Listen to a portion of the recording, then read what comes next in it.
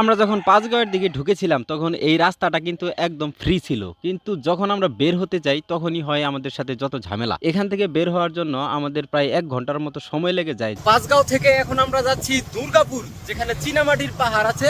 কিন্তু এখানে মাঝখানে আসার পর আমরা কি দেখতে পারতেছি দেখবেন, দেখেন যে জাস্ট এই পাশটা দেখেন, এখানে হচ্ছে একটা এখান থেকে নদীর পানি বা ঝর্ণার পানি যেটা বলেন, সেই পানিগুলো এদিক দিয়ে যাইতেছে। আর আমাদের এই যে বাইক নিয়ে, আমরা যারা বাইক নিয়ে আসছি এখানে, এগুলো নিয়ে যদি পার হতে হয় তাহলে এদিকে পার হতে হবে।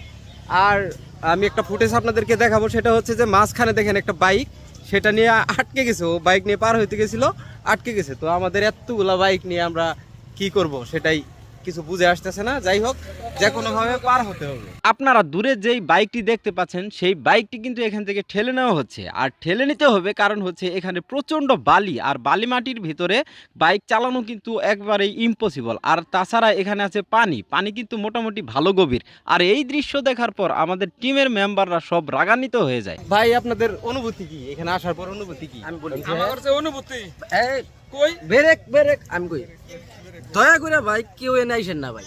এক যা টাকাগুলো অবশ্যই টাকাই অবশ্যই ঢুকতে দেয় না। ঝর্ণার কথা যদি কেউ রিভিউ দেয় ওটা ভুল। ঝর্ণা হলো আপনার পাঁচগাঁও থেকে আরো 1-2 কিলোমিটার ভিতরে। অন্য অন্য ইউটিউবাররা India যদি side এ। অন্য ইউটিউবাররা যদি বলে জায়গা এত সুন্দর বাইরে সব মিথ্যা কথা বলে। এই যে এখন যা বলতাছি এটা প্রকৃত সত্য কথা। যদি টাকাগুলা অপচয় করতে মন চায় তাহলে আইসেন ভাই। আমরা এখানে অরিজিনালটাই তুলে ধরার জন্য আসছি, যেটা সত্যি ওইটাই তুলে ধরার জন্য আসছি।